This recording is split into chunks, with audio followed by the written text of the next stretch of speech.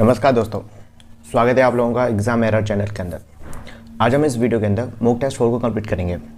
इस टेस्ट के अंदर ओनली 10 MCQs हैं, लेकिन ये 10 MCQs काफ़ी इंपॉर्टेंट है, तो आप वीडियो को कंप्लीट कीजिएगा, काफ़ी सारी इन्फॉर्मेशन आपको मिल जाएगी। और ये मॉक टेस्ट हर एक कॉम्पिटेटिव एग्जाम्स के लिए, स्पेशली यूपीएससी के लिए, UPPCS, JPSC, BPSC, MPPCS, RS, RTS और एसएससी सीजीएल के लिए। तो वीडियो काफ़ी इंपॉर्टेंट होने वाली है, तो वीडियो कंप्लीट कीजिएगा, काफ़ी सारी इन्फॉर्मेशन आपको मिल जाएगी। क्वेश्चन में फर्स्ट करते हैं, विच of the following elections is not conducted by the election commission. पूछे जा रहा है कौन से इलेक्शंस इलेक्शन कमीशन के द्वारा कंडक्ट नहीं किए जाते। Options are Lok Sabha, Rajya Sabha, president election या लोकल बॉडीज। तो देखिए, अभी हम इलेक्शन कमीशन के बारे में कुछ समझ लेते हैं। इलेक्शन कमीशन इलेक्शंस किस पार्ट के अंदर मेंशन है। एक बार क्वेश्चन पूछा जा चुका है कि इलेक्शन किस पार्ट के अंदर मेंशन है, तो ध्यान रखना पार्ट 15 के अंदर इलेक्शंस मेंशन है। पार्ट 15 में कितने आर्टिकल्स हैं? Article 324 to 329। तो आपको ये याद रखना है, article 324 to 329 deal with the elections. कौन से पार्ट में? पार्ट 15। ये इंपॉर्टेंट है।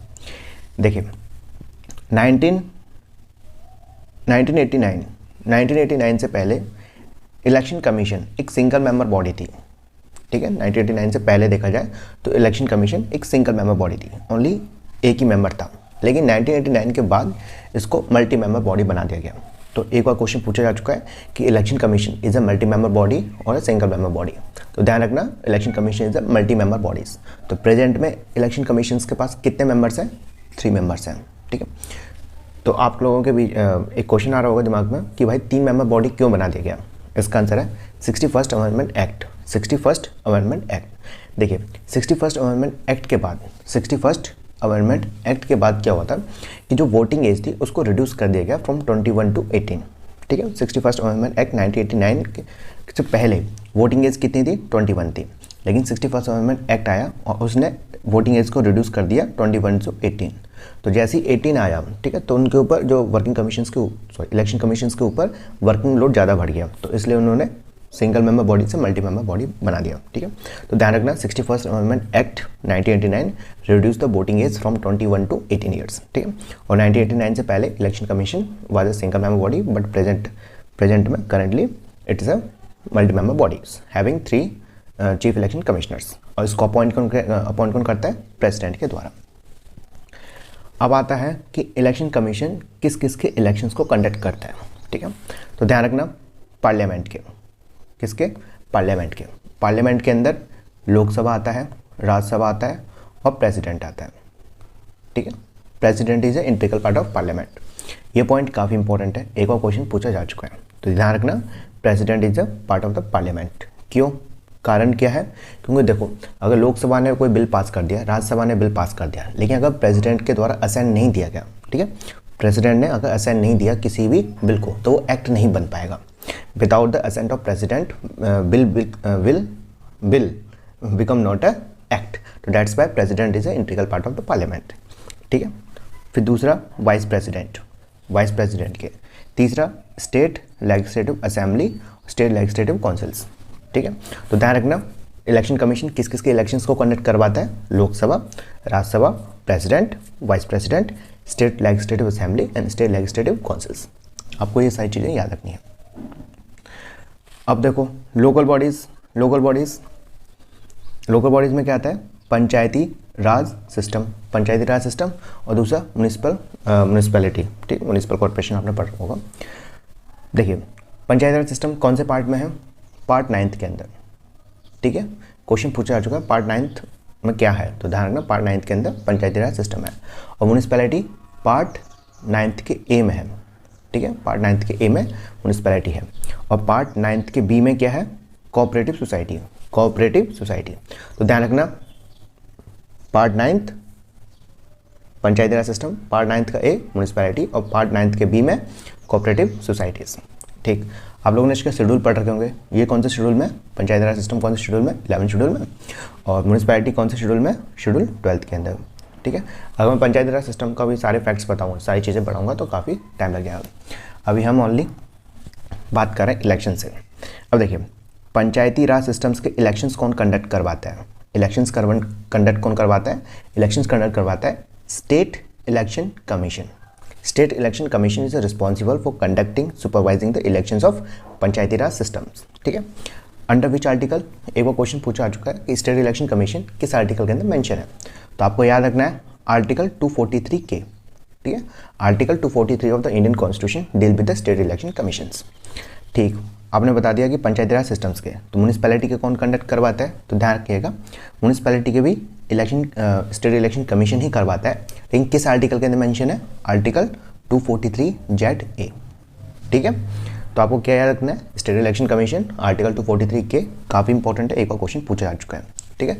आर्टिकल 243 के अंदर स्टेट इलेक्शन कमीशन है जिसके पास रिस्पॉन्सिबिलिटी है कि आप स्टेट इलेक्शन कमीशन के और म्यूनिसिपैलिटी के इलेक्शंस को कंडक्ट करवाओगे. ओके. तो देखिए एक बार फिर से क्वेश्चन पढ़ते हैं. विच of the following elections is not conducted by the election commissions. तो इलेक्शन कमीशन किस किस के इलेक्शंस कंडक्ट करवाता है, पार्लियामेंट के. पार्लियामेंट में क्या क्या आता है, लोकसभा, राज्यसभा एंड प्रेसिडेंट, पहला पॉइंट. दूसरा पॉइंट क्या था, वाइस प्रेसिडेंट के. तीसरा पॉइंट क्या था, state legislative assembly and state legislative councils. तो ऑप्शंस में देखते हैं, लोकसभा यस कंडक्ट करवाता है, राज्यसभा के यस, प्रेसिडेंट इलेक्शन के यस, लोकल बॉडीज़ के नो. तो लोकल बॉडीज़ का कौन इलेक्शंस कंडक्ट करवाता है, state election commission under article 243 के एंड आर्टिकल 243(ZA). ठीक है. अब देखिए इलेक्शन कमीशन या इलेक्शन जो टॉपिक है काफ़ी हॉट है, यहाँ से काफ़ी सारे क्वेश्चंस डायरेक्टली पूछे जाते हैं. तो मैंने कोशिश की है कि जो रिपीटेड क्वेश्चन है उसको एक बार हम जल्दी जल्दी से रिवाइज कर लेते हैं. सारे क्वेश्चंस तो नहीं बता पाऊंगा लेकिन कुछ क्वेश्चंस हैं जो काफ़ी इंपॉर्टेंट है, बार बार रिपीट होते हैं. ठीक है. तो क्वेश्चन में फर्स्ट जो कि MPPCS प्री 2012 के अंदर और UPPCS के अंदर पूछा आ चुका है, national voter day is celebrated on, काफ़ी इंपॉर्टेंट है. तो बताइए नेशनल वोटर डे कब सेलिब्रेट किया जाता है. ऐसा नहीं है कि ओनली UPPCS या MPPCS में पूछा गया, हर मतलब काफ़ी एग्जाम्स में पूछा जाता है लेकिन हर एग्जाम्स को हम मेंशन नहीं कर सकते. ठीक है. बस आप समझना कि कितना इंपॉर्टेंट क्वेश्चन है. तो national voter day is celebrated on, तो ध्यान रखिएगा 25 जनवरी को नेशनल वोटर डे सेलिब्रेट किया जाता है. ठीक है. नेक्स्ट क्वेश्चन जो कि MPPCS प्री के अंदर पूछा जा चुका है, who are the first women to become the chief election commissioner of India. तो आपको बताना है कौन सी महिला पहली, मतलब कौन सी प्रथम महिला थी जिनको chief election commission of India को अपॉइंट किया गया था. तो ध्यान रखना VS रमा देवी, VS रमा देवी. ठीक है. तो VS Rama Devi was the first women to become the chief election commission of India. अगर मैं यहाँ से कुछ चीज़ें काट दूँ इस क्वेश्चन में से ये. ठीक है. अब क्वेश्चन पढ़ना, who are the first chief election commission of India. तो इसका आंसर क्या होगा, सुकुमार सेन. सुकुमार KUMAR, सुकुमार सेन. तो आपको याद रखना है फर्स्ट वुमेन कौन थी जो चीफ इलेक्शन कमिश्नर बनी थी, VS रमा देवी. और पहले चीफ इलेक्शन कमिश्नर कौन थे, Sukumar Sen. Okay. Next question UPPCS, Uttarakhand PCS और UPPCS दो बार पूछा चुका है, एक बार मेंस में, दोनों बार मेंस में पूछा गया. ठीक है. Which constitutional amendment reduce the voting age from 21 year to 18 years. देखो हम ये क्वेश्चंस पहले भी ऑलरेडी डिस्कस कर चुके हैं. मैंने बताया था आपको 1989 से पहले election commission single member body था. ठीक है. लेकिन 1989 के बाद इलेक्शन कमीशन 3 मेंबर बॉडी बन गया, मल्टी मेंबर बॉडी बन गया. कारण क्या बताया था मैंने, 61st अमेंडमेंट एक्ट 1989, उससे क्या हुआ था, वोटिंग एज को रिड्यूस कर दिया गया था फ्रॉम 21 ईयर टू 18 ईयर. तो उसका सही आंसर क्या है, 61st अमेंडमेंट. ठीक है. 61st constitution amendment. तो आपको ये याद रखना है 61st अमेंडमेंट एक्ट के द्वारा वोटिंग एज को रिड्यूस कर दिया गया था from 21 to 18 years. Next question आप लोग देख सकते हो कितने एग्जाम्स के अंदर पूछा गया, the right to vote in India is, बताया जा रहा है इंडिया के अंदर राइट टू वोट क्या है. तो ध्यान रखना right to vote in India is a legal right. Legal right है. ठीक है. It's a legal right, not a fundamental right. ये क्वेश्चन काफ़ी बार पूछा गया तो आगे पूछा जा सकता है. तो ध्यान रखना right to vote is a legal right. एक से रिलेटेड क्वेश्चन पूछा जाता है कि right to vote is a fundamental duty. तो ध्यान रखना राइट टू वोट, ठीक है, वोट देने का अधिकार, इलेक्शंस में पार्टिसिपेट करने का अधिकार is a not a fundamental duty. ठीक है. Right to vote is a legal right in India. Next question UPPCS और BPSC के अंदर पूछा चुका है, which article in the Indian constitution is related with the establishment of election commission of India. तो देखो ये आर्टिकल पूछ रहा है कि किस आर्टिकल, इंडियन कॉन्स्टिट्यूशन किस आर्टिकल के अंदर, ठीक है, हम इलेक्शन कमीशन को स्टैब्लिश करते हैं. तो मैंने आपको बताया प्रेसिडेंट के द्वारा इलेक्शन किया, प्रेसिडेंट के द्वारा अपॉइंट किया जाता है, इलेक्शन कमीशन को कॉन्स्टिट्यूट किया जाता है. फिर कौन से पार्ट में है, पार्ट 15 के अंदर, ठीक। और आर्टिकल 324, ठीक है। तो आर्टिकल 324 के अंदर इलेक्शन कमीशन को स्टैब्लिश किया जाता है। अगर यहाँ से स्टेट इलेक्शन कमीशन लिखते हैं, है ना, स्टेट इलेक्शन कमीशन, और पूछा गया ये क्वेश्चन, तो स्टेट इलेक्शन कमीशन कौन से आर्टिकल के अंदर बनता है? 243 के, ठीक है, आर्टिकल 243 के, और आर्टिकल 324 के अंदर इलेक्शन कमीशन, ठीक है। आपको ये याद रखना है। नेक्स्ट क्वेश्चन उत्तराखंड पीसीएस में पूछा जा चुका है। The election commission of India is appointed by, मैं आपको बता चुका हूँ इलेक्शन कमीशन ऑफ इंडिया किसका द्वारा अपॉइंट किया जाता है? प्रेसिडेंट के द्वारा, ठीक है। प्रेसिडेंट के द्वारा चीफ इलेक्शन कमीशन को अपॉइंट किया जाता है। नेक्स्ट क्वेश्चन जो कि IAS प्री के अंदर पूछा जा चुका है। Dinesh Goswami committee was concern with, देखिए तो दिनेश गोस्वामी कमेटी किससे रिलेटेड है? तो ध्यान रखिएगा, Dinesh Goswami committee is related to electoral reforms, ठीक है, इलेक्टोरल रिफॉर्म से रिलेटेड है। तो Dinesh Goswami committee was concern with the electoral reforms, ठीक। Next question, the state election commission conduct, control and supervise municipal elections under, इसमें आर्टिकल पूछ रहा है। तो स्टेट इलेक्शन कमीशन कौन से आर्टिकल में? आर्टिकल 243 के और आर्टिकल 243 ZA, ठीक है। और कौन सा पार्ट है? पार्ट 9th और पार्ट 9th का A, ठीक है। और कौन सा शेड्यूल है? अब मैं शेड्यूल नहीं बता रहा, ठीक है। फिर पंचायती राज सिस्टम और म्यूनिसिपैलिटी में पहुंच गया है ना। शेड्यूल 11th के अंदर पंचायती राज सिस्टम है और शेड्यूल 12 के अंदर म्यूनिसिपैलिटी है, ठीक। क्वेश्चन नंबर 2 करते हैं, इंपॉर्टेंट है, IAS प्री के अंदर पूछा चुका है, कोई बात नहीं। Match list 1 and list 2, select the correct answer using the code given below the list. देखो ये है, कोड्स मैंने लिखे नहीं है क्योंकि कोड्स को लिखने के लिए टाइम चाहिए होता है और थोड़ा सा स्पेस नहीं था मेरे पास, तो कोई दिक्कत नहीं है। तो लिस्ट 1 के अंदर रिवॉल्ट दे रखे हैं और लिस्ट 2 के अंदर प्लेसेस दे रखे हैं। तो आपको बताना है कौन सा रिवॉल्ट किस स्टेट में हुआ था, ठीक। रिवॉल्ट के लिए आपके पास 4 चीज़ें होना चाहिए। पहला रीजन, क्या रीजन था, ठीक है। दूसरा डेट, तीसरा प्लेस, चौथा क्या है? लीडरशिप। कौन सा रिवॉल्ट किस लीडरशिप के अंदर हुआ है, कहाँ पर हुआ है, किस डेट को हुआ है और कारण क्या था, ये 4 चीज़ें हमको समझनी है। देखो रीजन्स में यहाँ पर नहीं बता पाऊँगा, कारण क्या है, अगर मैं रीजन बताने बैठा तो काफ़ी लंबा सेशन चल जाएगा और आप लोगों, अगर आप ये MCQs कर रहे हो, मॉक टेस्ट कर रहे हो, तो इसका मतलब ये है कि आप लोगों ने पढ़ रखा है। तो और वैसे भी ज़्यादातर जो क्वेश्चंस आते हैं, मेनली जो क्वेश्चंस आते हैं वो डेट, प्लेस और लीडरशिप के बेसिस पे आते हैं। रीजन तो बहुत ही रेयर कंडीशन में पूछा जाता है आजकल, तो ध्यान रखिएगा, मैं आपको ओनली डेट, प्लेस और वो बताऊँगा, ठीक है। पहला है मॉप रिवॉल्ट। तो देखिए मॉप रिवॉल्ट को करते हैं। मॉप रिवॉल्ट हुआ कहाँ था, कब हुआ था? 1921 में। कहाँ पर हुआ था? मालाबार में। एक बार क्वेश्चन पूछा जा चुका है कि मालाबार रिवॉल्ट कहाँ पर हुआ है, तो केरला, मालाबार में, ठीक है, मालाबार केरला के अंदर। किसके लीडरशिप में? VK हाजी, ठीक है। तो ध्यान रखना, मॉप रिवॉल्ट 1921 में कहाँ पर? मालाबार केरला के अंदर। किसके लीडरशिप में? VK हाजी। तो मॉप रिवॉल्ट केरला, ठीक है। नेक्स्ट है पावना रिवॉल्ट। पावना रिवॉल्ट कब हुआ था? 1873 टू 1876, ठीक है, 1873 टू 1876। कहाँ पर हुआ था? बंगाल में, ठीक। किसके लीडरशिप में? ईशान चंद्र रॉय,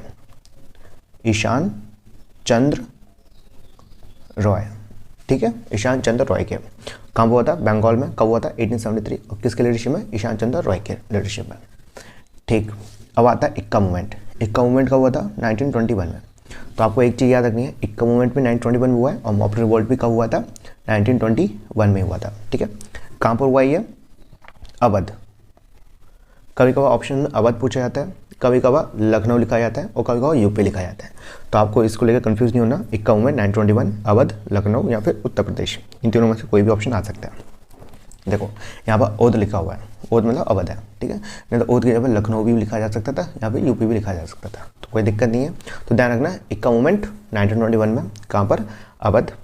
और किसके लीडरशिप में? ये इंपॉर्टेंट है, मदारी पासी, MADARI। रुको मैं और ढंग से लिख देता हूँ,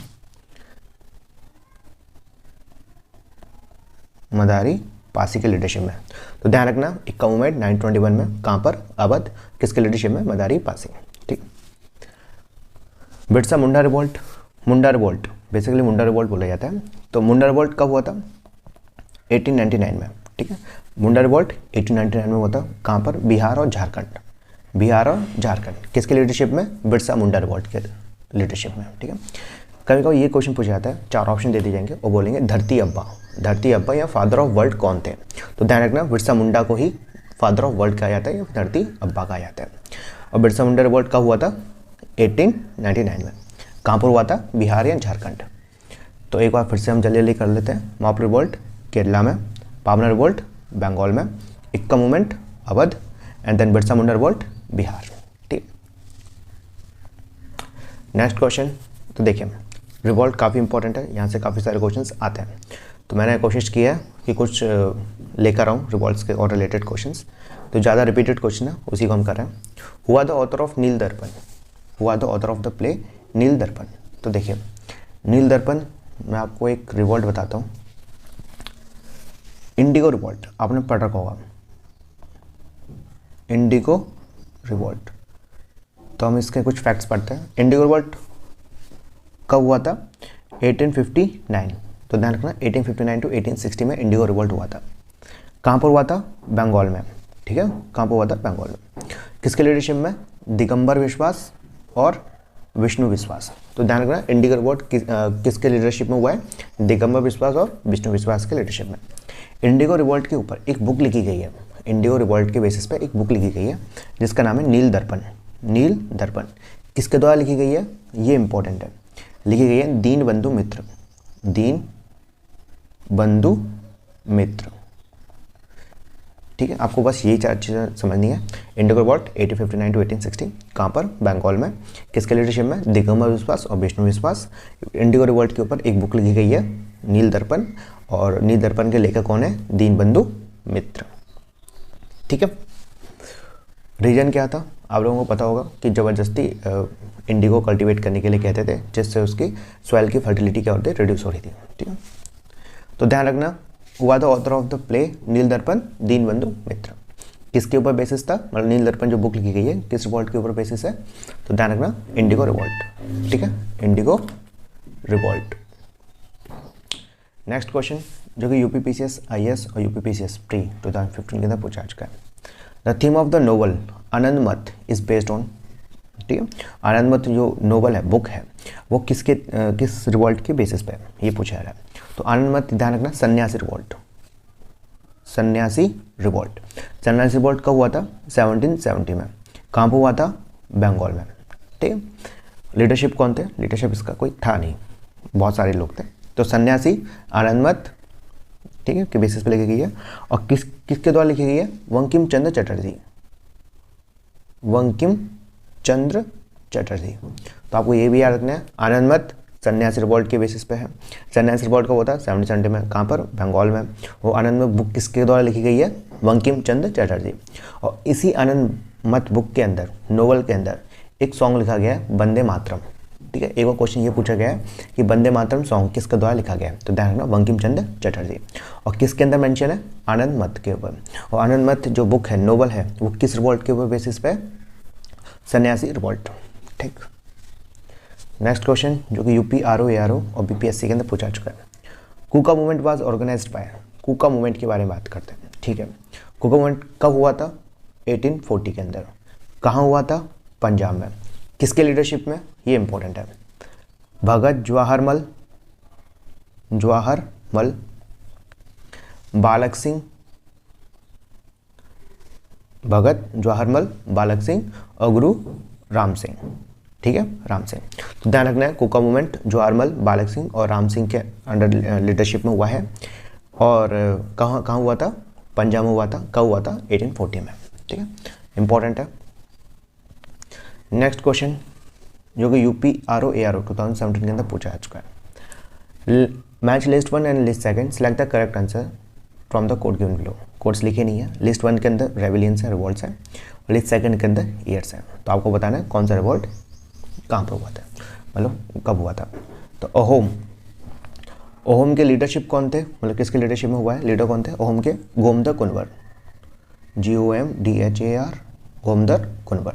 ठीक है, गोमदर कुंवर कहाँ हुआ था? आसाम में। ठीक है, हम अहोम की बात कर रहे हैं। अहोम गोमदर कुंवर की लीडरशिप में हुआ है। कहाँ पर हुआ था? आसाम में। कब हुआ था? 1828। तो तो आपको ये याद रखना है ओहम, कुमुद आसाम एंड 1828। तो इसका क्या होगा 1828, ठीक है। कोल बोधू भगत, ठीक है, कहाँ हुआ था, बोधू भगत, और कब हुआ था 1831 टू 1832।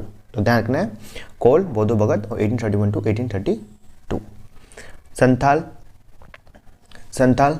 कहाँ हुआ है, बंगाल में। किसके लीडरशिप में, सिद्धू कन्हू चंद और भैरव, ठीक है, सिद्धू कन्हू चंद भैरव। संथाल रिवॉल्ट काफ़ी इंपॉर्टेंट है, काफ़ी क्वेश्चन पूछे गए, ठीक है। सिद्धू कन्हू चंद और भैरव कहाँ हुआ था, बंगाल में, और कब हुआ था ये इंपॉर्टेंट है, 1855 टू 56, ठीक है। संथाल बंगाल 1855 टू 56, किसके लीडरशिप में, सिद्धू कन्हू चंद एंड भैरव, ठीक। मॉप रिवॉल्ट हम कर चुके हैं ऑलरेडी, कहाँ पर हुआ था, मालाबार केरला के अंदर। कब हुआ था, 1921, किसके लीडरशिप में, वीके हाजी। और 1921 में एक और रिवॉल्ट हुआ है, बता सकते हो, वो है इक्का मूवमेंट, ठीक है, 1921 में, कहाँ पर, अवध में, और किसके लीडरशिप में, मदारी पासी, ठीक। तो देखो एक बार फिर से रिवाइज करते हैं। ओहम 1828, कोल बोधू भगत 1831 1832, संथाल सिद्धू कन्हू चंद भैरव 1855 टू 56, मोपल वीके हाजी कब 1921, सॉरी। तो ठीक है, next question number 3, the fourth Buddhist councils was held in Kashmir during the region of which king. देखिए मैं इसको एक ट्रिक बताना चाहता हूँ, अगर आपने वो ट्रिक कर ली याद,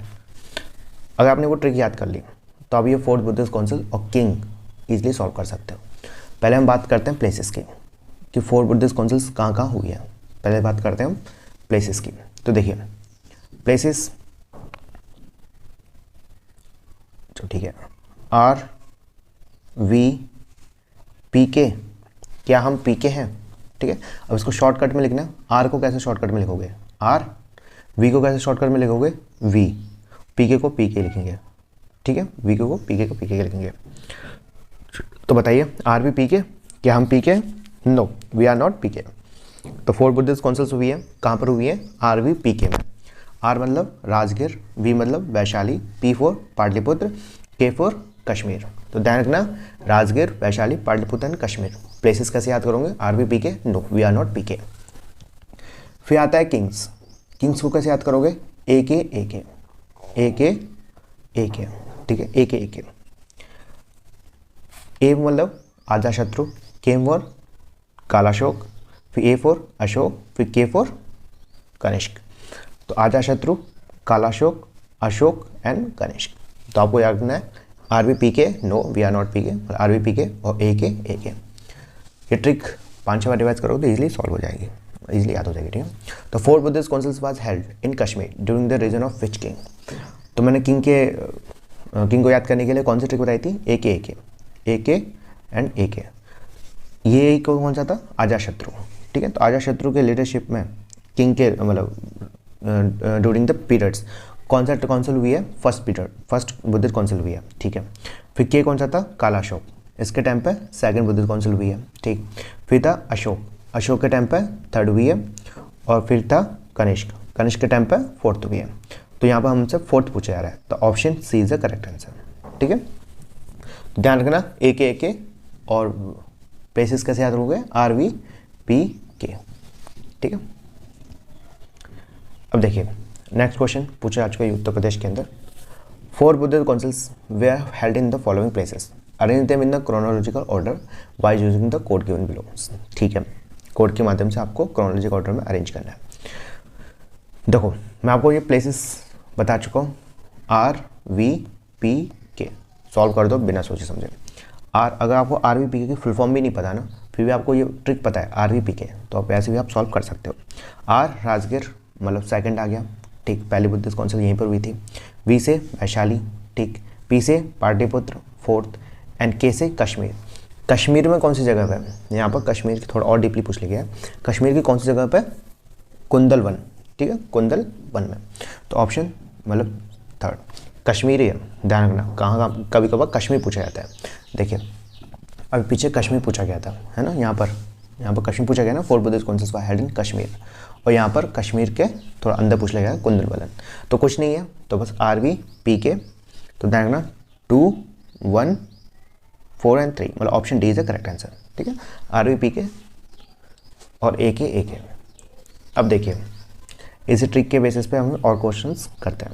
second Buddhist council was held at which place, तो सेकंड बुद्धिस्ट काउंसिल पूछा जा रहा है, प्लेसेस पूछा जा रहा है। प्लेसेस का क्या था, RVPK, no we are not PK, second पूछा जा रहा है तो वैशाली। ठीक है, next question, where are the third Buddhist councils held, third Buddhist councils कहाँ हुई है, ये मतलब पाटलिपुत्र में। ठीक है, ऐसे काफ़ी सारे क्वेश्चन आ रखे थे, लेकिन मैं अगर सारे क्वेश्चंस को इंक्लूड करता, ठीक है, इस वीडियो के अंदर, तो वीडियो काफ़ी लंबी पड़ जाती है, तो इसलिए मैं लेके नहीं आया। तो ध्यान रखना RV PK और AK। ठीक है, नेक्स्ट क्वेश्चन UPPCS प्री 2011 के अंदर पूछा चुका है। Gautam Buddha gave the maximum sermon at which places, तो बताइए सबसे ज़्यादा अपने उपदेश सरमन्स कहाँ पर दिए गए हैं, उपदेश तो दिए हैं श्रावस्ती में। ठीक है, श्रावस्ती। मुझे अब कमेंट करके बताइए कि पहला सरमन कहाँ दिया गया था, फर्स्ट सरमन कहाँ पर दिया गया था। तो ध्यान रखना सबसे ज़्यादा मैक्सिमम सरमन कहाँ दिया गया है, श्रावस्ती में, और फर्स्ट सरमन कहाँ पर दिया है वो आप मुझे कमेंट करके बताइएगा।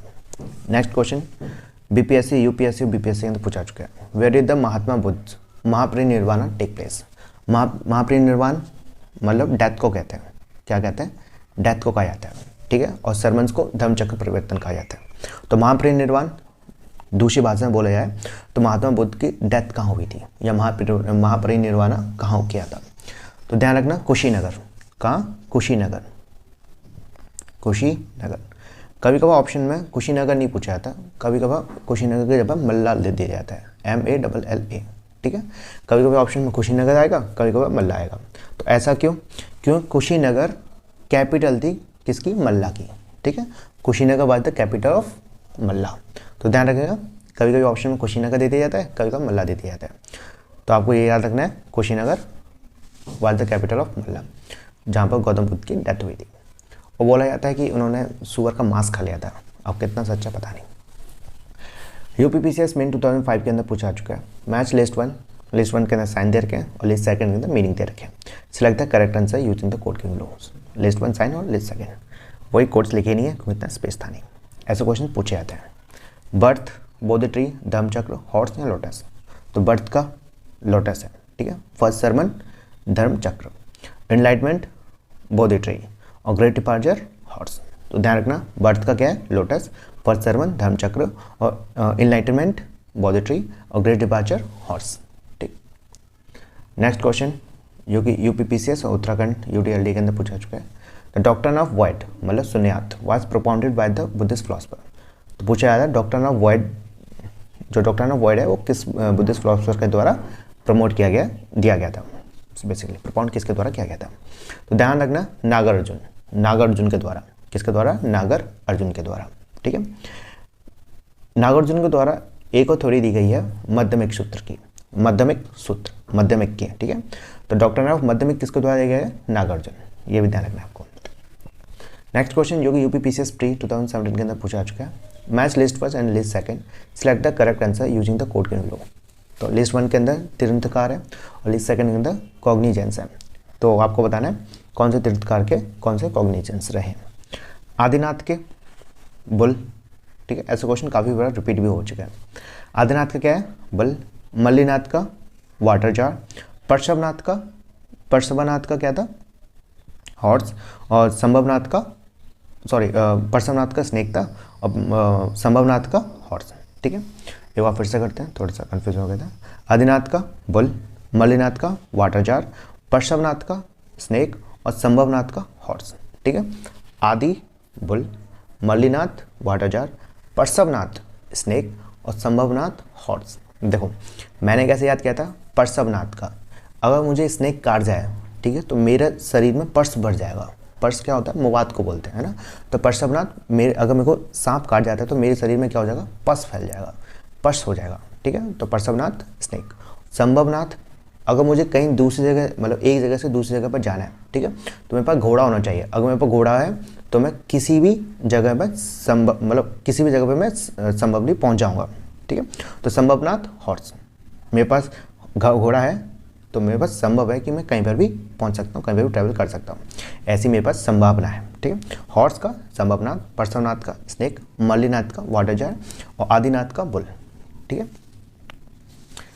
बुल को कैसे याद कर सकते हो? आदिनाथ, शिव भगवान को कहा जाता है आदिनाथ। तो आदिनाथ का क्या है? वो बुल पे बैठ के चलते हैं। ठीक है, Adinath bull. Next question same to same है, लिस्ट 1 है, लिस्ट 2 है, मैच करना है। लिस्ट 1 के अंदर तीर्थंकार है और उसके देयर कॉग्निजेशन है, और ये क्वेश्चन RS RTS के अंदर पूछा चुका है, तो इंपॉर्टेंट है। पार्श्वनाथ मैंने क्या बताया था, अगर आपको सांप काट जाता है, ठीक है, सांप काट जाएगा तो पूरे शरीर में पर्स फैल जाएगा। ठीक है, पार्श्वनाथ। तो पार्श्वनाथ का क्या है? स्नेक है। ठीक है, आदिनाथ बोले शंकर, बोले शंकर कौन सा राइड करते हैं, किसकी राइड करते हैं, कौन सी सवारी करते हैं? बुल की। आ गया बुल। ठीक है, महावीर, महावीर लॉयन के और शांतिनाथ के डियर। ठीक है, शांतिनाथ डियर। तो ध्यान रखना है आपको, एक बार फिर से कर लेते हैं जल्दी से। Parshvanath snake, Adinath bull, Mahavir lion और शांतिनाथ डियर। ठीक है, महावीर, जिसके पास लॉयन है वो महान है। ठीक है, ऐसे याद कर सकते हो। नेक्स्ट क्वेश्चन जो कि UPBEO प्री 2019 के अंदर पूछा चुका है। Match list 1 and list 2, select the correct answer from the code given with the list. ठीक है, कोड्स लिखे नहीं है। लिस्ट 1 के अंदर बायोस्फीयर रिजर्व है और लिस्ट 2 के अंदर स्टेट ऑफ इंडिया है। तो आपको बताना है कौन सा बायोस्फीयर रिजर्व किस स्टेट में मिलता है। नॉकरेक तो हम डायरेक्टली करते हैं, नॉकरेक है हमारे मेघालय में, तो ध्यान रखना नॉकरेक मेघालय। मानस आसाम, सिमलीपाल उड़ीसा और अगस्तमलई केरला। ठीक है, तो देखो फिर से बताते हैं, नॉकरेक कहाँ पर है? मेघालय में, मानस आसाम में, सिमलीपाल उड़ीसा, अगस्तमलई केरला। ठीक है, नेक्स्ट क्वेश्चन UPPCS मेन 2007 के अंदर पूछा चुका है। Which one of the following pair is correctly matched. तो 4 पेयर्स हैं, आपको बताना है कौन सा पेयर सही है। इसका मतलब है कि 3 पेयर्स गलत होंगे, 1 पेयर सही है, तो आपको बताना है। करते हैं, सिमलीपाल आसाम, नॉकरेक मेघालय, दिहांग देवांग सिक्किम, अगस्तमलई कर्नाटका। तो इसका सही आंसर है B नॉकरेक। तो नॉकरेक के अंदर मेघालय। ठीक है, नॉकरेक कहाँ पर है? मेघालय में। अगस्तमलई कहाँ है? पीछे हमने पढ़ा था अगस्तमलई केरला के अंदर। कहाँ? अगस्तमलई केरला में, और कभी कभी तमिलनाडु भी दे दिया जाता है। तो अगस्तमलई केरला और तमिलनाडु दोनों में है। दिहांग देवांग सिक्किम में नहीं, दिहांग देवांग कहाँ पर है?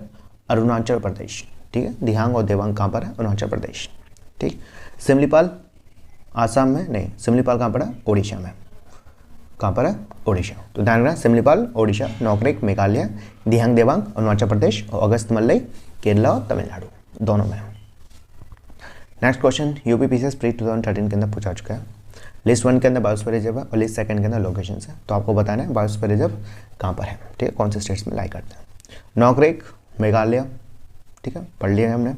मानस आसाम में, दिहांग देवांग अरुणाचल प्रदेश और अगस्तमलई केरला और कर्नाटका। ठीक है, नेक्स्ट क्वेश्चन UPPCS मेन 2013 के अंदर पूछा चुका है।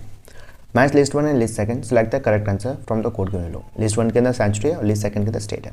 तो आपको बताना है कौन सी सेंचुरी किस स्टेट में पड़ती है। ठीक है, गर्म पानी, देखो भाई सर्दियाँ आएंगी, मुझे गर्म पानी की आवश्यकता है, और जैसे मुझे गर्म पानी में, कहाँ पर मुझे गर्म पानी मिलेगा? आसाम में। ठीक है, तो मैं तो जा रहा हूँ आसाम में, क्यों? क्योंकि वहाँ पर गर्म पानी है। तो गर्म पानी कहाँ पर है? आसाम में। गर्म पानी आसाम में।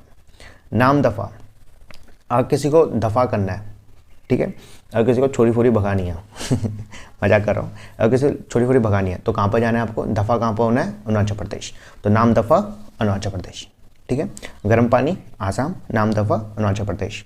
पखल, पखल कहाँ पर है? आंध्र प्रदेश में।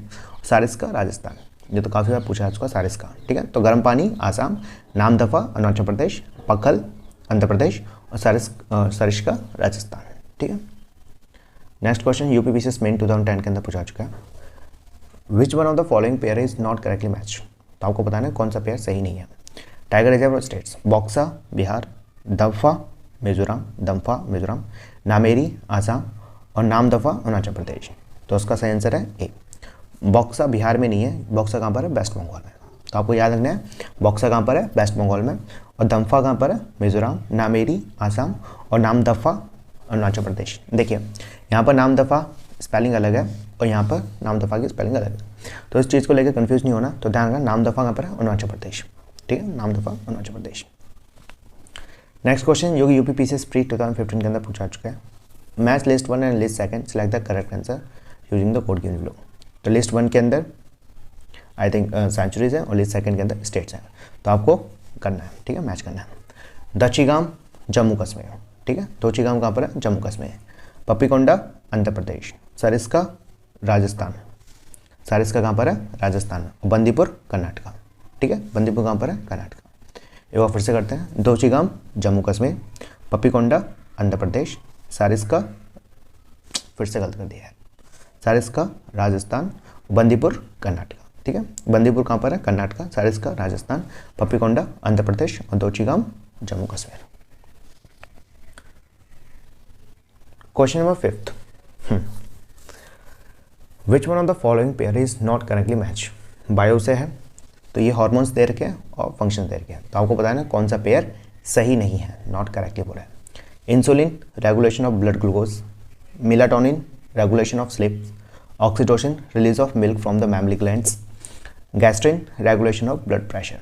तो आपको बताना कौन सा पेयर सही नहीं है। तो ऑप्शन डी करेक्ट नहीं है, क्योंकि गैस्ट्रिन हार्मोन क्या करता है? डाइजेशन करता है। क्या करता है? डाइजेशन करता है। तो ध्यान रखना, जब हमें पेट में एसिडिटी हो जाती है, फिर जब हमारा डाइजेशन सही नहीं होता तो हमें गैस्ट्रिन दी जाती है। ठीक है, गैस्ट्रिन दी जाती है।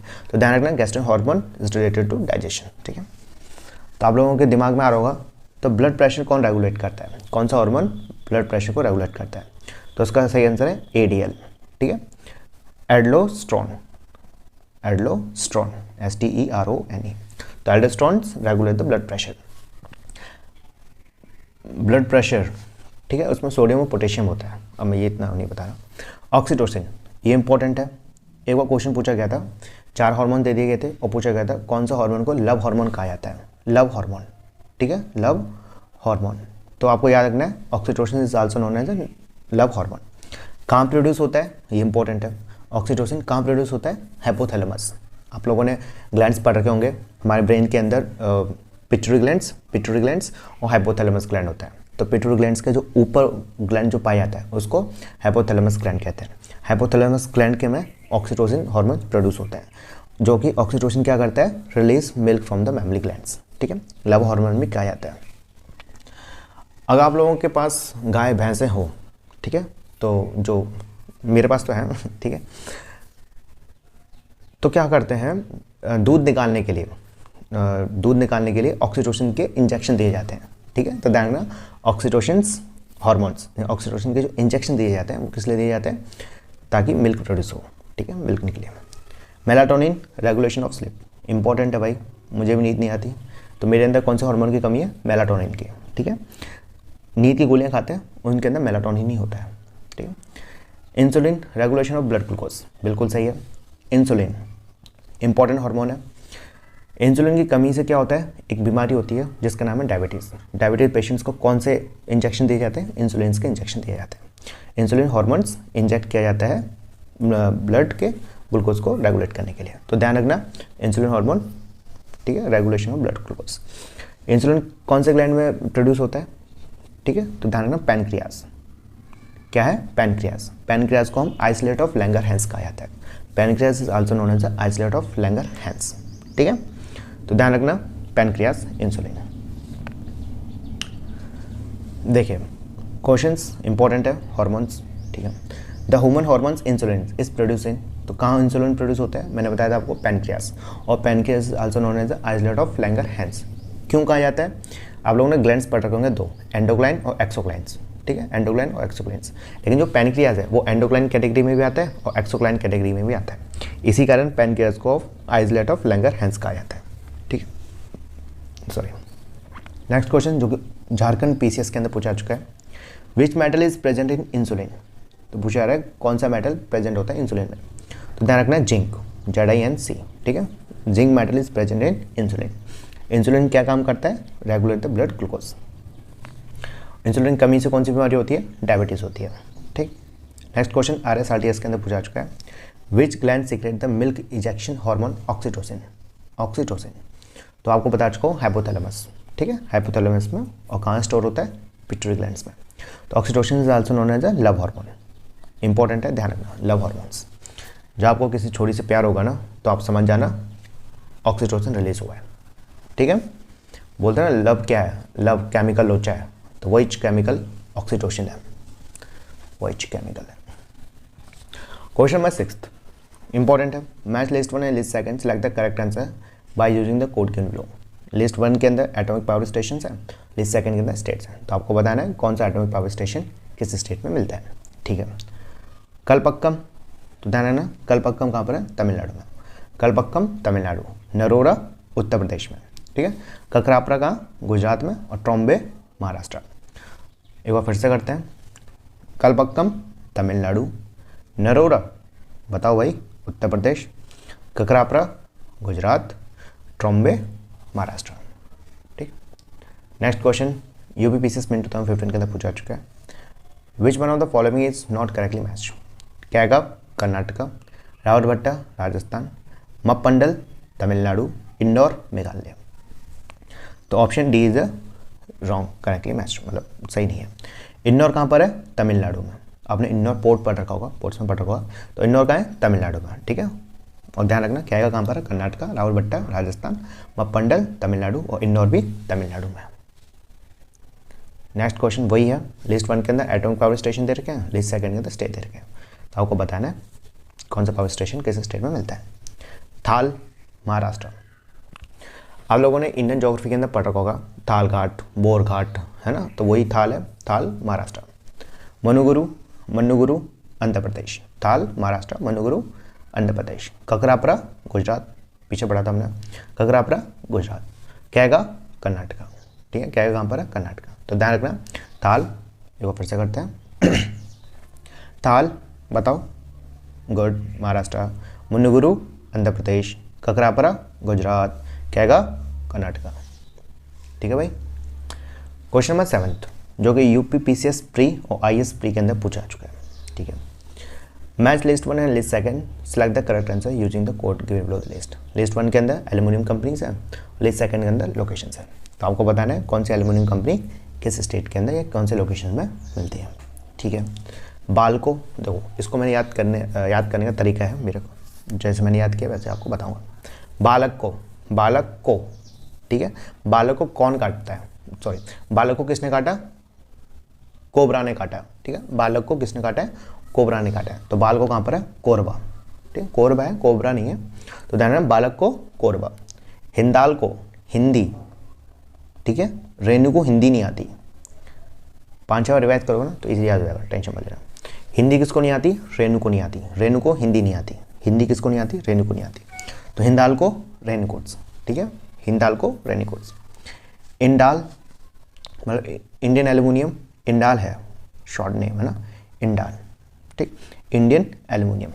तो इंडियन एल्यूमिनियम, इंडाल कहाँ पर है, इंडिया के अंदर हीरा नहीं है, ध्यान रखना भारत के अंदर क्या नहीं है, हीरा नहीं है। इंडिया के अंदर क्या नहीं है, हीरा नहीं है। तो इंडाल कहाँ पर है, हीराकुड, हीराकुद। तो इंडाल हीराकुड। नेशनल एल्यूमिनियम जो बचा हुआ है कोरापुट्स, ठीक है, नेशनल मतलब इंडाल, नालको, सॉरी इंडाल बोलते हो, नालको, ठीक है, नेशनल एल्यूमिनियम कंपनी। तो नेशनल एल्यूमिनियम कंपनी कहाँ पर है, मतलब नेशनल एल्यूमिनियम कहाँ पर है, कोरापुट्स। तो एक बार फिर से कर लेते हैं, बालक को कौन काटता है, कोरबा, ठीक है, बाल को कहाँ पर है, कोरबा में। हिंदाल को हिंदी किसको नहीं आती, रेणु को नहीं आती है। इंडिया के अंदर क्या कमी है, हीरे की कमी है, हीराकुड। नेशनल एल्यूमिनियम नालको कोरापुट्स, ठीक है, नेशनल में सब कोरे कोरे लोग हैं, ऐसे याद कर सकते हैं यार। नेक्स्ट क्वेश्चन जो कि यूपीपीसीएस प्री 2012 के अंदर पूछा चुका है। मैच लिस्ट 1 लिस्ट सेकंड, ठीक है, लिस्ट 1 के अंदर माइनिंग एरियाज है, लिस्ट सेकंड के अंदर मिनरल्स हैं। तो आपको बताना है कौन से मिनरल एरियाज में कौन से मिनरल्स मिलते हैं, ठीक है। गुरु माहिसानी कहाँ पर है, तो ध्यान रखना आसाम में। गुरु माहिसानी कहाँ पर है, आसाम में। गुरु माहिसानी में कौन सा मिनरल मिलता है, तो आपको ये याद रखना है, आयरन ओर, ठीक है। गुरु माहिसानी आसाम में, और कौन सा मिनरल मिलता है, आयरन ओर। तालचेर कहाँ पर है, ये भी आसाम में है, और कहाँ पर है, और क्या मिलता है, कोल मिलता है, ठीक है। जादूगुद्दा कहाँ पर है, आंध्र प्रदेश में। जादूगुद्दा कहाँ है, आंध्र प्रदेश में। और किसके लिए फेमस है, यूरेनियम के लिए फेमस है, ठीक है। यूरेनियम प्लूटोनियम आपने पढ़ा होगा, एटॉमिक पावर के लिए यूज़ किया जाता है, ठीक है। तो जादूगुद्दा आंध्र प्रदेश, यूरेनियम। जावर कहाँ पर है, जावर राजस्थान में है, जावर माइनिंग एरिया कहाँ पर है? राजस्थान में। और फेमस किसके लिए है? For the production of lead. ठीक, फिर से एक बार करते हैं। गुरु माहिसानी, आयरन ओर, तालचेर कोल, जादूगुद्दा यूरेनियम, जावर लीड। ठीक है।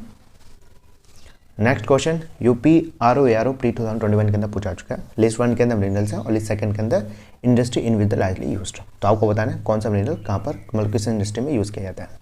लाइमस्टोन, सीमेंट, भाई ये काफ़ी बार पूछा जा चुका है, बहुत इंपॉर्टेंट है, तो ध्यान रखना। सीमेंट इंडस्ट्री के लिए कौन सा मिनरल यूज़ किया जाता है? लाइमस्टोन। ठीक है।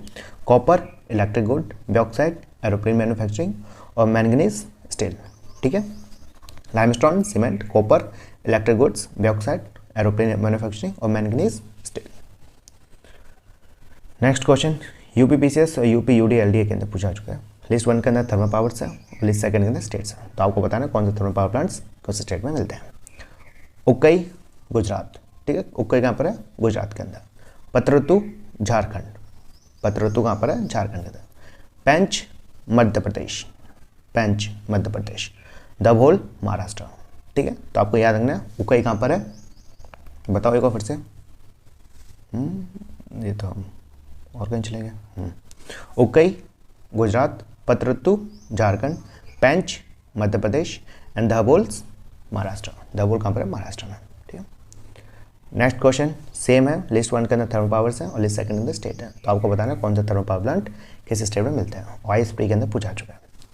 कोथागुंदम, कोथागुंदम आंध्र प्रदेश। ठीक है। कोथागुंदम आंध्र प्रदेश। रायचूर, कर्नाटका। रायचूर कहाँ पर है? कर्नाटका। मैथुर, तमिलनाडु। मैथुर, तमिलनाडु। वनकबोरी, गुजरात। ठीक है। तो कोथागुंदम आंध्र प्रदेश, रायचूर कर्नाटका, मैथुर तमिलनाडु, वनकबोरी गुजरात में। क्वेश्चन नंबर 8 IAS में पूछा चुका है। Match list first and list second, select the correct answer using the code given below. देखिए बहुत ही क्वेश्चंस को मैं सिलेक्ट करके ले आया हूँ, बहुत ज़्यादा ढूंढ के लेकर आया हूँ। ठीक है। वीडियो पसंद आई हो तो प्लीज़ लाइक कर दीजिए। काफ़ी मेहनत की है। आप लोगों को लग रहा होगा ओनली 10 क्वेश्चन है, लेकिन देखो हमने कम से कम 40-50 क्वेश्चन तो कर लिए होंगे इजीली। ठीक है। अभी तो बहुत सारे क्वेश्चन बचे हुए हैं। तो प्लीज़ कमेंट करके बताइए सेशन कैसा लग रहा है। प्लीज़ लाइक, शेयर और चैनल को सब्सक्राइब कर दीजिए। ऐसे ही हम रेगुलर बेसिस पे मॉक टेस्ट को लाते रहेंगे। ठीक है। चाहे आप किसी भी एग्जाम्स की तैयारी कर रहे हो, चाहे आप UPPCS की, MPPCS की, किसी भी स्टेट PCS की तैयारी कर रहे हो, UPSC की तैयारी कर रहे हो, तो ऐसे क्वेश्चंस काफ़ी इंपॉर्टेंट रहते हैं। जरूरी नहीं है आपसे यही क्वेश्चन पूछा जाए, लेकिन इसी तरीके से क्वेश्चन पूछे जाते हैं। ठीक है। कैसे भी क्वेश्चन पूछा जा सकता है। तो चलो ठीक है। मलेरिया, भाई मलेरिया लिस्ट 1 के अंदर डिसीज है, लिस्ट 2 के अंदर ऑर्गेनिजम्स है। तो कौन से ऑर्गेनिजम्स के कारण कौन सी डिसीज होती है वो बताने। Malaria, protozoans. ठीक है। मलेरिया के मॉस्किटो पूछा जाता है, तो आप कमेंट करके बताइएगा मलेरिया किस मॉस्किटो से फैलता है। तो malaria, protozoans. Poliomyelitis virus, polio virus होता है। ट्यूबरकुलोसिस का बैक्टीरिया होता है। रिंगवॉर्म का फंगी होता है। ठीक है। एक बार फिर से करते हैं। Malaria, protozoans. पोलियो वायरस होता है। Tuberculosis bacteria, ringworms fungi. ठीक है। नेक्स्ट क्वेश्चन UPPCS प्री 2012 के अंदर पूछा जा चुका है। लिस्ट 1 के अंदर डिसीज है, लिस्ट 2 के अंदर वही ऑर्गेनिजम्स है। तो आपको बताना है ठीक है कौन सी डिसीज किससे होती है। सॉरी, प्लेग किससे होता है? बैक्टीरिया से। एड्स का वायरस होता है HIV। बाल्डनेस, बाल्डनेस पता क्या होता है? गंजापन। तो गंजापन किससे होता है? फंगस से। और मलेरिया प्रोटोजो से, मैं आपको बता चुका हूँ। एक बार फिर से पढ़ते हैं। प्लेग, आप लोगों ने प्लेग के बारे में बहुत अच्छे से पढ़ रखा होगा। एक बार हुआ था ना, ब्लैक डेथ बोलते थे जिसको, प्लेग के कारण हुई थी। हिस्ट्री में पढ़ा होगा आपने। Plague, bacteria, AIDS, virus, baldness, fungus और मलेरिया प्रोटोजो। प्रोटोजो है, पता नहीं क्या बोलते हैं। नेक्स्ट क्वेश्चन UPPCS प्री 2016 के अंदर पूछा जा चुका है। Which one of the following pair is incorrectly matched? Thiamines, beri, ascorbic acid, scurvy, vitamin A colour blindness, vitamin K blood clotting. तो इसका सही आंसर है विटामिन A। विटामिन A से कलर ब्लाइंडनेस नहीं होता। कलर ब्लाइंडनेस कैसी बीमारी है? ये एक जेनेटिक डिसीज है। जेनेटिक डिसीज है, यहाँ पे सेक्स लिंक्ड डिसीज है।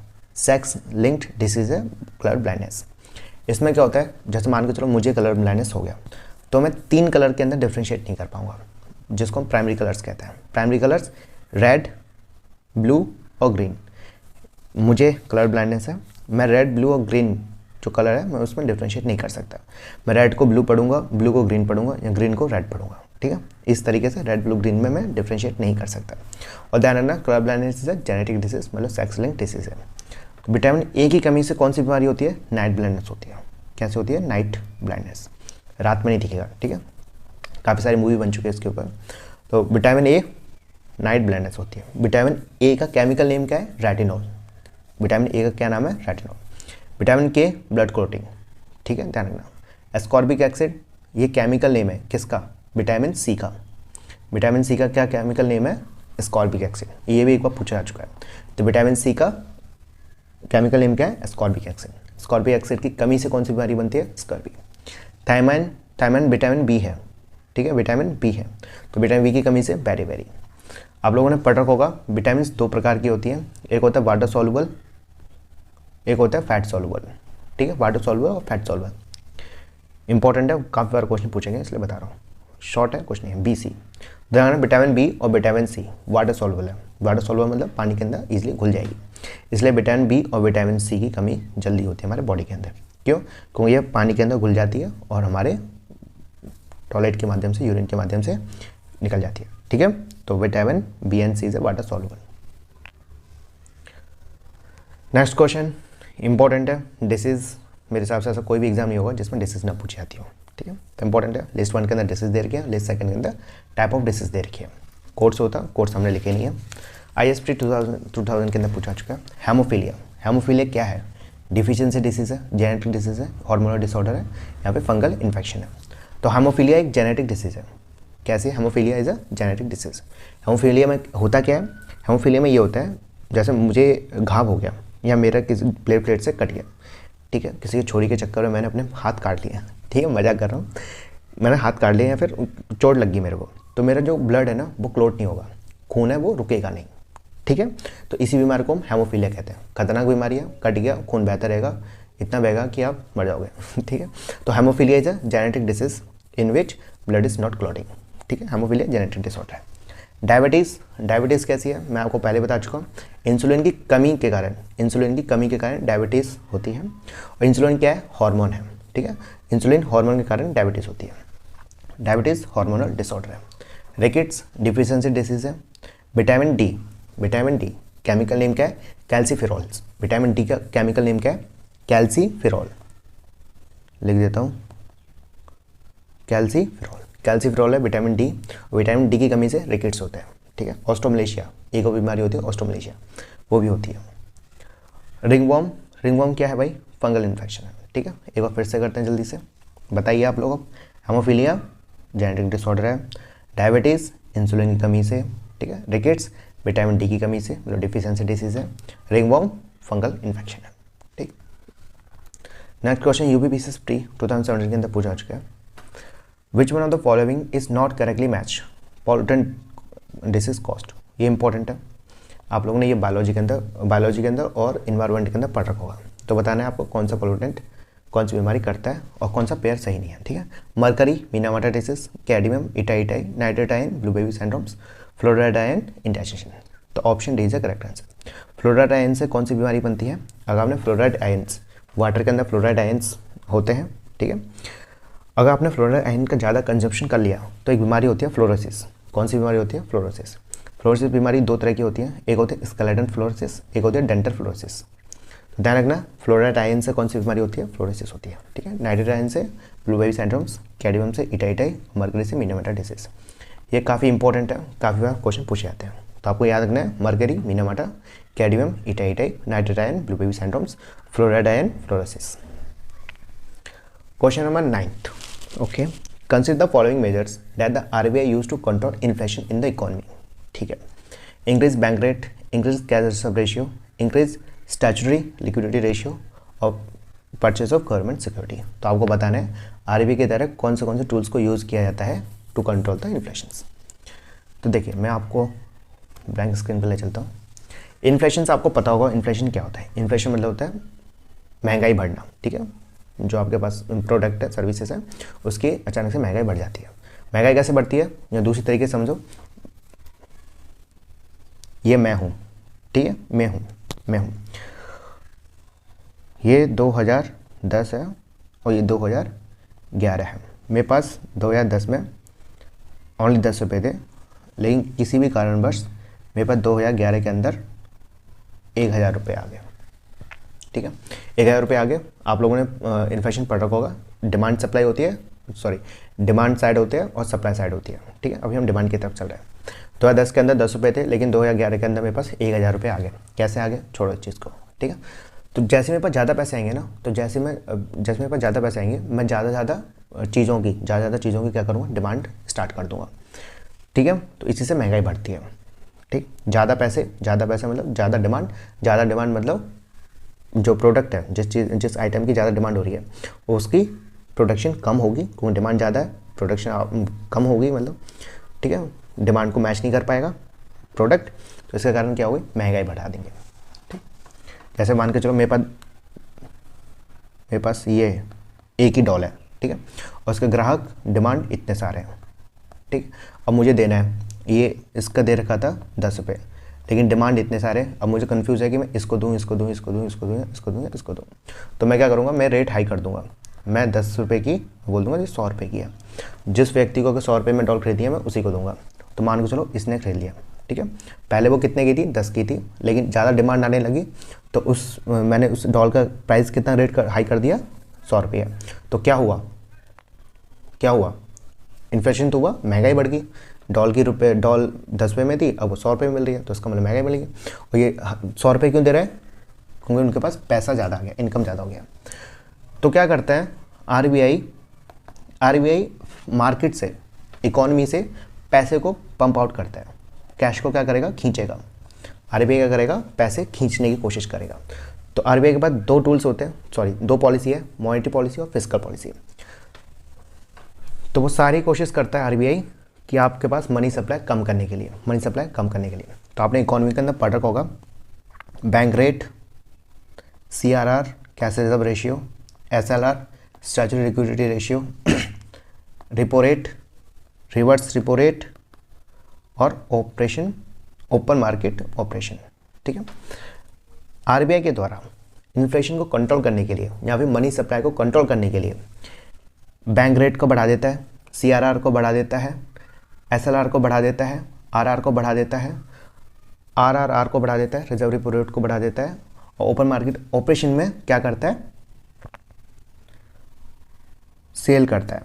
ठीक है, गवर्नमेंट सिक्योरिटी को क्या करता है, सेल करता है। इन सभी को बढ़ाने से, इन सभी को इंक्रीज करने से क्या होता है, इन्फ्लेशन कंट्रोल में आती है, मतलब मनी सप्लाई क्या होता है, डिक्रीज होता है। तो ध्यान रखना, आरबीआई क्या करता है, आरबीआई यूज़ करता है मॉनेटरी पॉलिसी। मॉनेटरी पॉलिसी के अंदर कुछ टूल्स हैं। टूल्स कौन से हैं, BR bank rate, CRR, SLR, RR, RRR और OMO के अंदर, मतलब गवर्नमेंट क्या करता है, गवर्नमेंट सिक्योरिटी को सेल करता है, बेच देता है गवर्नमेंट सिक्योरिटीज़ को, किसके द्वारा, आरबीआई के द्वारा। तो इससे क्या होता है, इन्फ्लेशन कंट्रोल होता है। तो आपको ये सारी चीज़ें याद रखनी है, ये सारे के इंक्रीज करने से क्या होता है, इन्फ्लेशन को कंट्रोल किया जाता है।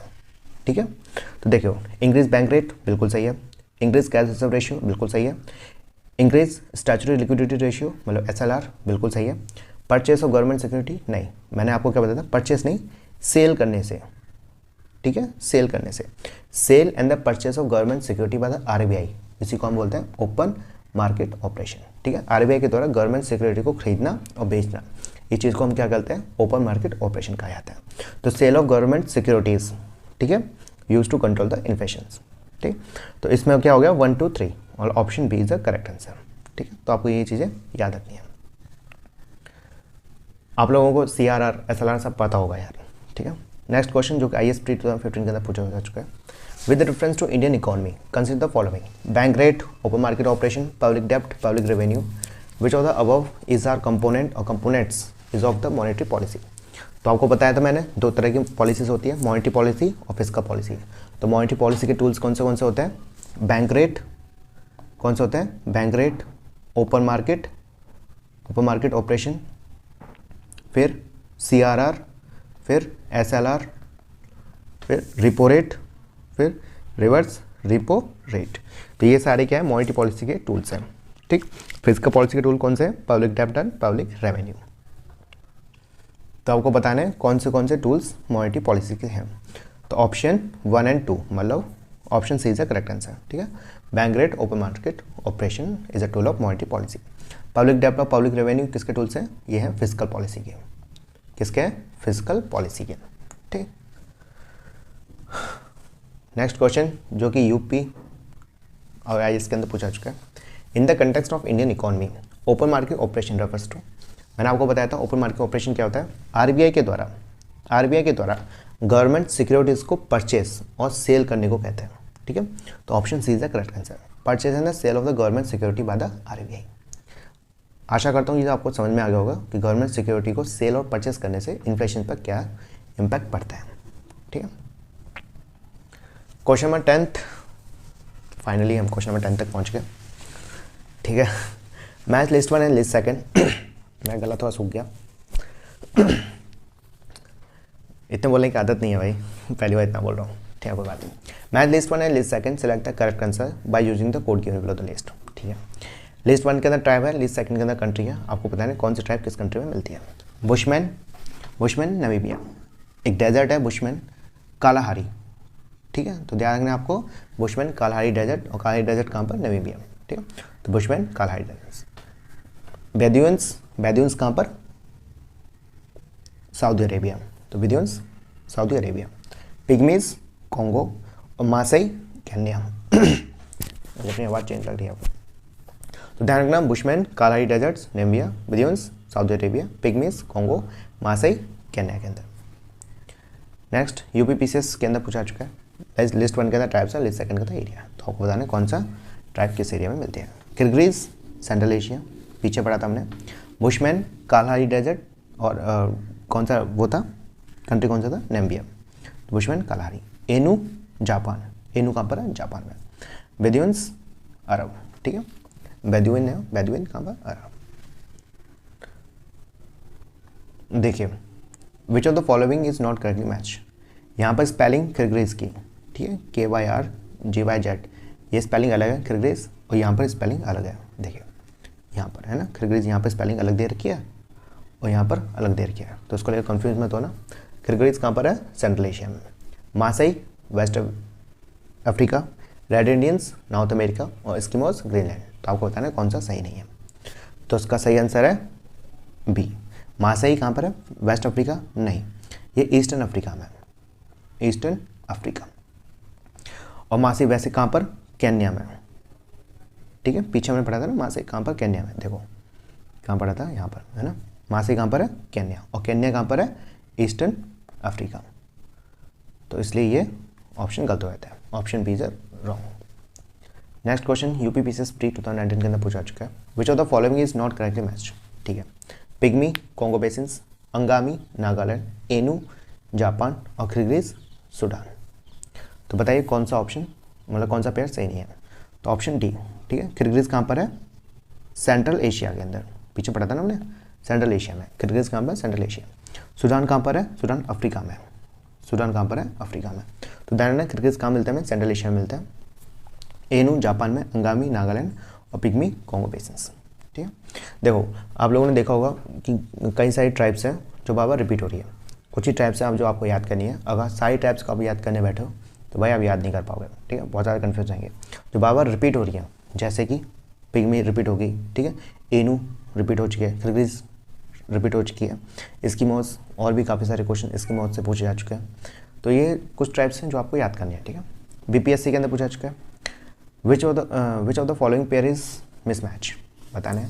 मासाई सेंट्रल ईस्टर्न अफ्रीका, बिल्कुल सही है, पढ़ा था हमने। मासाई कहाँ पर? केन्या के अंदर, ईस्टर्न अफ्रीका, पीछे पूछा जा चुका है। शाकई मलेशिया नहीं, शाकई कहाँ पर? इंडोनेशिया में मिलता है। कहाँ पर? इंडोनेशिया में। ठीक है, तो मलेशिया में कौन सी ट्राइब मिलती है? Semang, SEMANG। ठीक है, तो ध्यान रखना मलेशिया में कौन सी ट्राइब मिलती है? सेमांग। और शाकई कहाँ मिलती है? इंडोनेशिया में। ठीक, और देखो बेदुइन्स पीछे पड़ा था, अरेबियन पेनिनसुला, बिल्कुल सही है। Kyrgyz central Asia. ठीक है, शाकई फिर से बता दो, शाकई कहाँ मिलती है?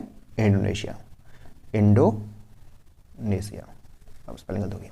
मलेशिया में कौन सी ट्राइब मिलती है? Semang, SEMANG। ठीक है, मलेशिया में सेमांग। नेक्स्ट क्वेश्चन जो कि यूपीपीसीएस मेन के अंदर पूछा चुका है। Which of the following pair is not correctly matched, कौन सा पेयर सही नहीं है। Berber Morocco, Inuits Canada, Semang Indonesia, Veddas Sri Lanka. तो ऑप्शन सी गलत है। सेमांग कहाँ पर है? अभी मैंने बताया था आपको, मलेशिया में। ठीक है, कहाँ पर? मलेशिया के अंदर सेमांग, मलेशिया। और इंडोनेशिया में कौन सी है? साकाई। पीछे पड़ा था ना, ये रहा साकाई। तो इंडोनेशिया में साकाई और सेमांग कहाँ? मलेशिया में। एक और क्वेश्चन पूछा जा चुका है सेमांग ट्राइब से रिलेटेड। देखो, in which dense tropical forest do the Semang tribe live. तो सेमांग ट्राइब कहाँ पर मिलते हैं? सेमांग ट्राइब मलेशिया में। ठीक है, सेमांग कहाँ पर? मलेशिया में। कोंगो में पिग्मीज, मैं बता चुका हूँ आपको, कोंगो में कौन से? पिग्मीज। मलेशिया में सेमांग, इंडोनेशिया में साकाई। ओके, तो ये लास्ट था। आशा करता हूँ ये वीडियो पसंद आई हो, और जो भी स्टूडेंट यहाँ तक पहुँच गया, जिसने भी ये कंप्लीट किया, मुबारक हो उसके लिए, क्योंकि आपने बहुत कुछ पढ़ लिया, बहुत कुछ पढ़ लिया। और मैं आपको 100% बोलता हूँ कि इस वीडियो में से, इस टेस्ट 10 MCQs में से कम 6 से 7 क्वेश्चन आएंगे। एक गारंटी है, लिख के ले सकते हो आप। ठीक है, आराम से 5 से क्वेश्चन फंसेंगे यहाँ से। ठीक है, कैसे फंसेंगे, किस तरह से आएंगे ये नहीं पता। ठीक है, यही सेम टू सेम नहीं आएगा, लेकिन इन्हीं में से आएगा। ठीक है जी, आशा करता हूँ ये वीडियो पसंद आए तो प्लीज़ लाइक, शेयर और सब्सक्राइब जरूर कर दीजिए। I need your support and please give me your feedback to improve myself. जी, धन्यवाद।